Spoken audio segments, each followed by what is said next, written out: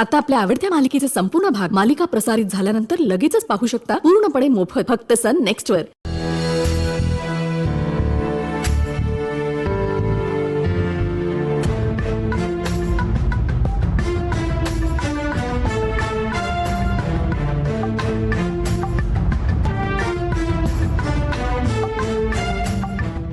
विश्वासच बसत नाहीये.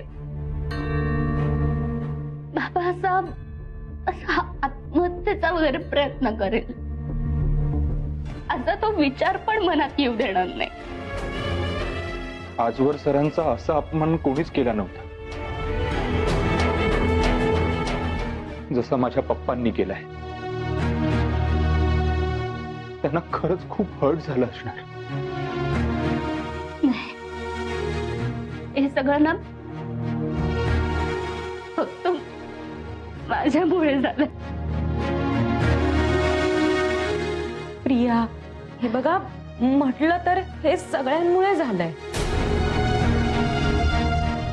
प्रत्येकाला जे योग्य वाटलं ते त्याने केलं, हो की नाही?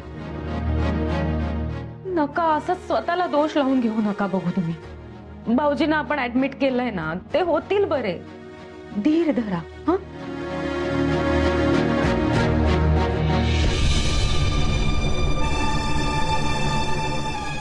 सिस्टर सिस्टर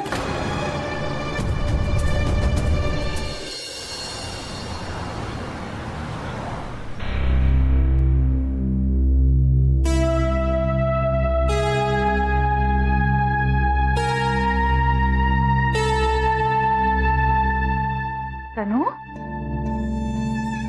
काय झालं बाळा? नाही, काही नाही. अगं मग रडतेस का? काय झालं? बाबांची आठवण येत होती म्हणून. खोटं बोलतेस. काय झालं सांग. मम्मा, अगं तू आणि मामा म्हणून युवीला किती त्रास देताय ग. मम्मा, मला नाही बघवत आहे ग. मम्मा, युवी माझा लहानपणापासूनचा मित्र आहे. प्रेम करतेस त्याच्यावर? नाही ग मम्मा, तो फक्त अर्पितावर प्रेम करतो. आणि प्रेम करणं हा गुन्हा आहे का? एक मिनिट, त्याचं प्रियावर प्रेम होतं. अगं हो, पण त्याचं लग्न आता अर्पिताशी झालंय ना, आणि ती त्याची बायको आहे. मग तो तिच्यावर प्रेम करतोय. यात काय प्रॉब्लेम आहे मम्मा? अगं त्यासाठी त्याला त्याच्या स्वतःच्या घरातून काढले. कुठली शिक्षा आहे? त्याने तुझ्याशी लग्न केलं नाही ना, म्हणून त्याला शिक्षा मिळते. भिकाजी त्या अर्पिताला आणि युवराजला वेगळं नक्की करणार, आणि ही संधी मी सोडणार नाही. तुझं आणि युवाचं लग्न करून दे, समजलं? हा कोणता बॉक्स आहे? मा, ह्यात माझे काही पर्सनल गोष्टी आहेत. तू नाही बघितलंस तर बरं होईल. No need. काय विचित्र आहे ही मुलगी.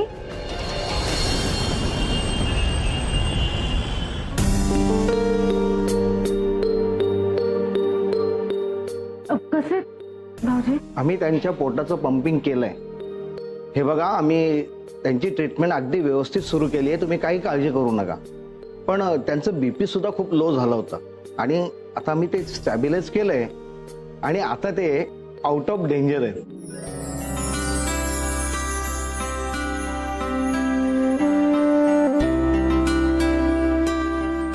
पण ते अजूनही शुद्धीवर आलेले नाहीयेत. डॉक्टर, बाबा कधीपर्यंत येतील शुद्धीवर? ते सांगता येत नाही. पण तुम्ही जास्त गर्दी करू नका, आणि तुमच्यापैकी कोणीतरी एक जण इथे थांबा, कारण ते शुद्धीवर आल्यावर त्यांना इथे एक दिवस ऑब्झर्वेशन खाली ठेवावं लागणार आहे. येतो मी.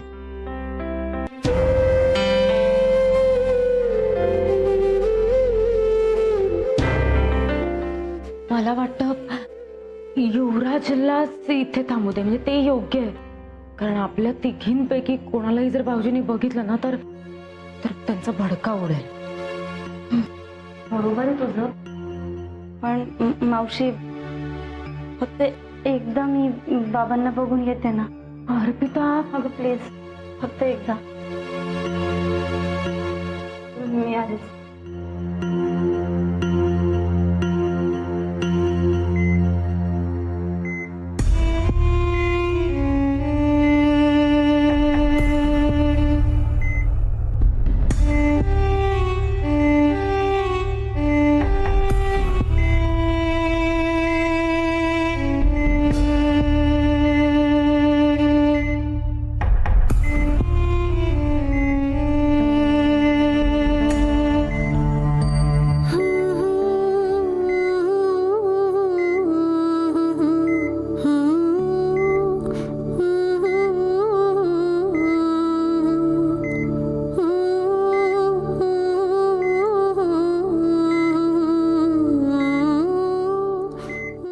माफ करा बाबा. युवराजचं माझ्याशी लग्न व्हावं म्हणून सगळ्यांनी हा आटापिटा केला. जे झालं ना ते सगळंच विचित्र होतं. बाबा, मी नेहमीच सगळ्यांना त्रास देते, मुद्दामून नाही, पण नेहमीच त्रास होतो माझ्याच माणसांना, माझ्यामुळे.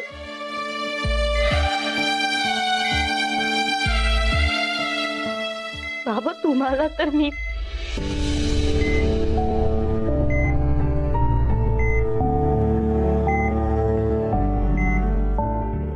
मला माहिती आहे तुम्ही पिऊमुळे एवढे हर्ट झाला. बाबा ऐका ना, तुम्ही नका रागवू तिच्यावर. हे जे काही झालंय ना ते माझ्यामुळे झालं. या सगळ्याला मी कारणीभूत आहे बाबा, माझ्यामुळे.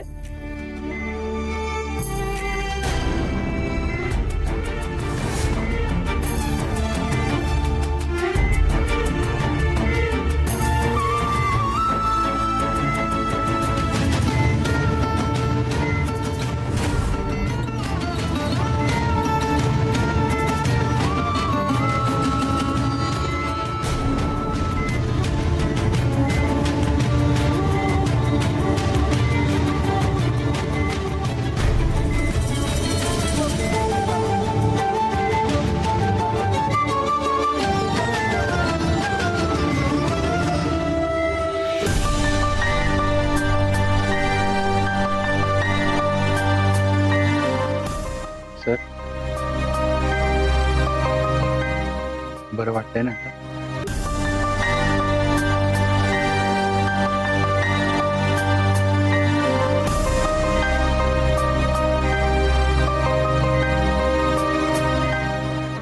बरं झालं माझ्या वेळीच लक्षात आलं की बाबा शुद्धीवर येत आहे. म्हणून तर मी पटकन युवराजला आत पाठवलं. मावशी, अगं बाबांनी जर मला बघितलं असतं तर ते खूप रागवले असते. बीपी वाढलं असतं परत त्यांचं. तू आधी शांत हो बघू. हे बघ, तू जे काही केलंस ना ते योग्यच केलंस अर्पिता. आणि डॉक्टर आल्यावर कळेल ना आपल्याला काय ते. हा, डॉक्टर, ते बाबा. Yes, I know. मी चेक करतोय त्यांना. चल चल चला. मिस्टर गौतम, आता कसं वाटतंय? बरं आहे ना?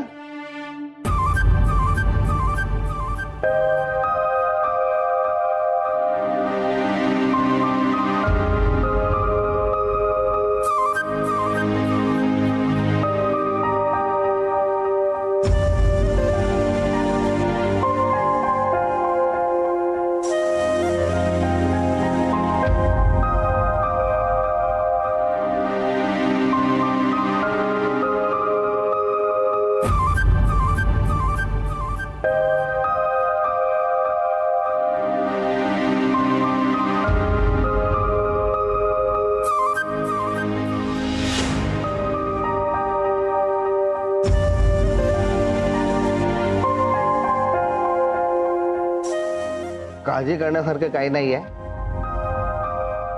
मिस्टर गौतम, असं काय झालं होतं की तुम्ही अशी स्टेप घेतली? बरं, ते असू देत. मी माझ्या हॉस्पिटलच्या काउन्सिलरला बोलवतो, तुम्ही त्यांच्याशी बोलवतो. काउन्सिलर? हो हो, मानसिक उपचार घेणे म्हणजे गरजेचं वाटणं असं चुकीचं काही नाही आहे. कधी कधी माणसाच्या आपल्या इमोशन. एक मिनिट. ब्लड प्रेशरचा त्रास झाला म्हणून मानसिक उपचार कधीपासून सुचवायला लागला तुम्ही? मिस्टर गौतम, अहो तुम्ही आत्महत्येचा प्रयत्न केलाय, त्यामुळे तुम्हाला कोणाशी तरी मनमोकळेपणाने बोलण्याची गरज आहे. काय? मी सुसाईड अटेम्प्ट केलाय? हो अहो, तुम्ही झोपेच्या गोळ्या जास्त घेतल्यामुळे हा त्रास झालेला आहे. तुमचा काहीतरी गैरसमज झालाय खूप मोठा.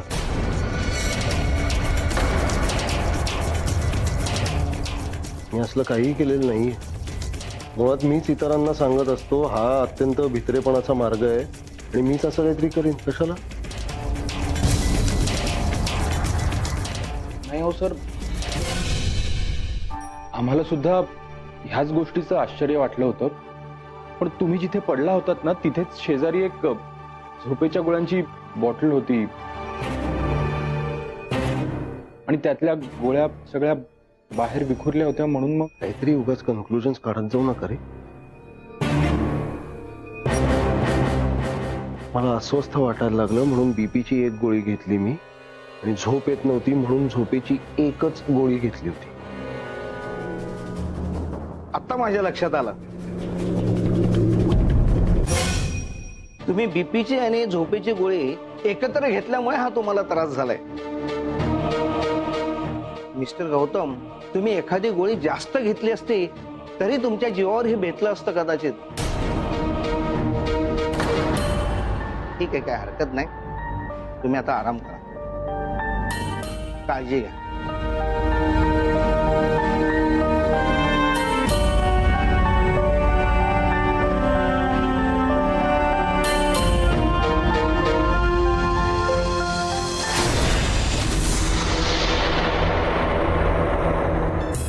युवराज मला आराम करायला सांगितलं डॉक्टरांनी. ते जर व्हायला हवं असेल तर या तिघींना ताबडतोब इथनं जायला सांग. हो हो, आम्ही निघतोच आहोत. ते युवराज यांना ताबडतोब इथनं जायला सांग.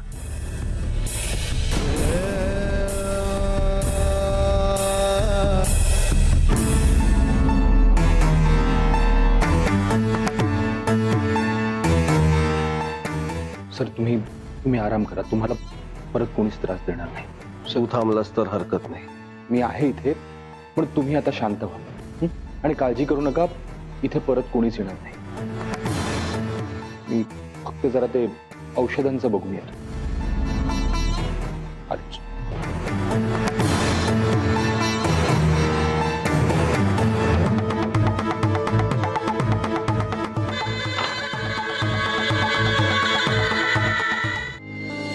बरं ऐका, मी आज रात्री थांबतो इथेच, तुम्ही सगळ्यांनी जा घरी.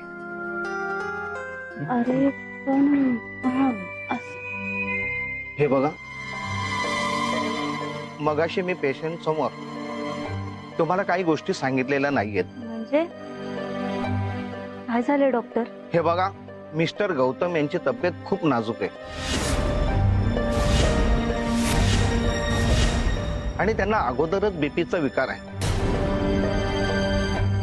पण ह्या वेळेस त्यांचं बीपी खूप लो झालं होतं आणि बीपी मध्ये असं टोकाचं फ्लक्च्युएशन होणं ही धोक्याची घंटा ठरू शकते.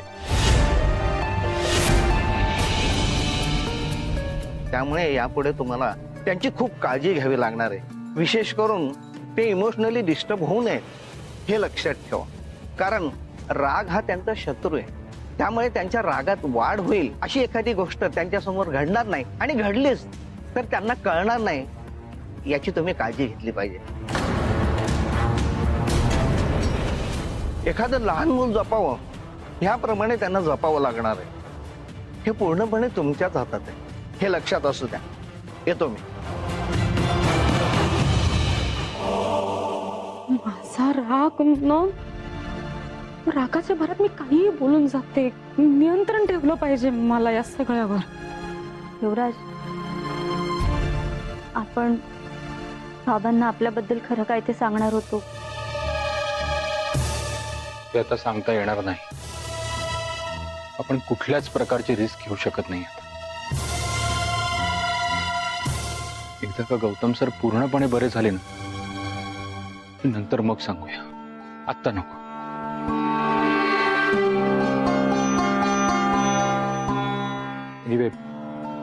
खूप उशीर झालाय, तुम्ही निघा सगळ्यांनी. युवराज, मी नाही जाणार घरी, मी इथेच थांबते. का अर्पिता? पण युवराज, हवं तर मी बाहेर कॉरिडोर मध्ये बसून राहील, आत नाही येणार. प्लीज मला थांबू दे तिथे. मी पण थांबते. अगं पिऊ, तू घरी जा. हे बघ, आधीच आईची तब्येत ठीक नाहीये.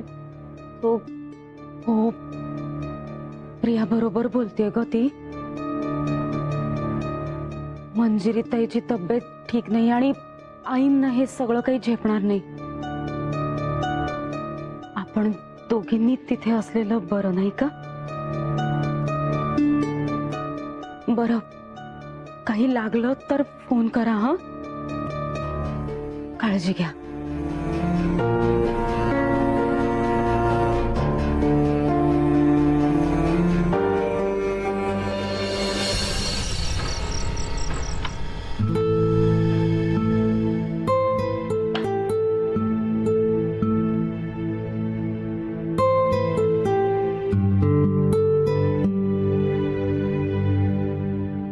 सर, तुम्हाला कोणीच त्रास देणार नाही आता.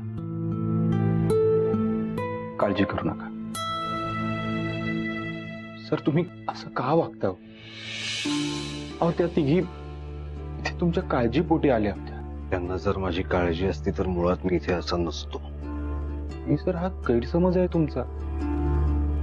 सर, तुम्ही खूप राग करता आणि डॉक्टरांनी सांगितलंय की राग हा तुमचा शत्रू आहे. जर तुम्ही असंच करत राहिलात ना तर त्याचा तुम्हालाच त्रास होईल.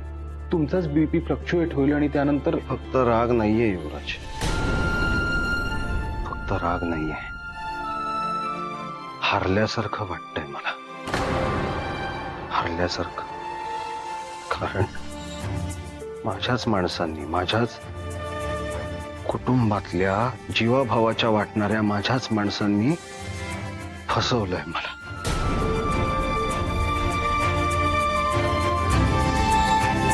हारल्यासारखं वाटतंय मला. हारल्यासारखं. कारण माझ्याच माणसांनी, माझ्याच कुटुंबातल्या जीवाभावाच्या वाटणाऱ्या माझ्याच माणसांनी फसवलंय मला. नशिबवानेच तू, तुला कधी हे असं फिलिंग आलेलं नाहीये, येऊही नाही कधी. जीव की प्राण असणारी माझी लेक, जिच्यासाठी जग इकडचं तिकडे केलं असतं मी, काय बिघडलं असतं रे? एकदा कधीतरी आयुष्यात विश्वासात घेऊन आमच्याशी हे बोलली असती त्या नील बद्दल तर. भर लग्नात तमाशा का करावा? सगळ्यांचा हा असा भ्रमनिरास का रे? आणि मंजिरीची साथ आहे तिला या सगळ्यात. तिच्या बाजूने उभी राहिली ती. ही माझी माणसं. बर, ह्या सगळ्यामुळे जे काही नुकसान झालंय, जो काही त्रास झालाय, तो फक्त मला झाला असता, नुकसान फक्त माझं झालं असतं ना तरी एक वेळ ठीक होतं. मी काहीतरी करून कसं तरी स्वतःला सावरलं असतं, विस्तारलं असतं हे सगळं प्रकरण. पण तुमचा काय दोष आहे ह्या सगळ्यात? तुझ्या कुटुंबाचा, वहिनींचा, भिकाजीरावांचा काय दोष आहे या सगळ्यात? म्हणजे तुम्हालाही केवढा त्रास होत असणार या सगळ्याचा. भिकाजीरावांसारखा इतका मनमिळावू, बिचारा साधा सरळ माणूस सुद्धा संताप अनावर होऊन ह्या अशा पद्धतीने येऊन व्यक्त करतो. नाही सर. तर हे बघा, माझ्या पप्पांचं तुम्ही बोलणं मनावर घेऊ नका. ते जसं तुमच्याशी बोललेत, वागलेत, ते काही आरोप केलेत ना ते, त्यासाठी मलाच लाज वाटते त्यांची. का रे बाबा, खरं बोलले म्हणून? ते खरं बोलले म्हणून लाज वाटत असेल तर माझ्या फॅमिलीनी तर काय म्हणाले ते, नकोशी असलेली एक अपशकुनी अडगळ तुम्ही माझ्या आणि माझ्या कुटुंबाच्या गळ्यात लादलीत, माथी मारलीत. काय चूक आहे यात? खरंच आहे, मंजिरीचं ऐकलं ना मी, ती चुकलं. स्पष्ट सांगितलं होतं त्या मुलीला प्रियाच्या लग्नात कुठेही फिरकूही देऊ नकोस. पण नाही, तिला निदान मांडवात नुसतं येऊ तरी द्या, कारण प्रियाला आज चालणार नाही तसं. येऊचं नाव पुढे केलं की मी सगळं ऐकतो, माहितीये ना मंजिरी. यू बद्दलच्या मायेचा वापर करून घेतला मंजिरीने सुद्धा. पण मी का म्हणत होतो तिला फिरकूही देऊ नका कुठेही, कारण मला माहितीये ती मुलगी नुसती असली ना तरी त्या ठिकाणी अपशकुन घडतात. सर, आणि या सगळ्यात भयानक काय तर ही एक अपशकुनी व्याध तुम्हा लोकांच्या, एस्पेशली तुझ्याच अति चांगुलपणामुळे तुझ्या नशिबी उतरवली गेली, तुझ्या गळी. आणि आता जर त्या मुलीमुळे तुला काही त्रास झाला तर मी कसा माफ करू स्वतःला? मला हारल्यासारखं. सर प्लीज, सर तुम्ही आराम करा.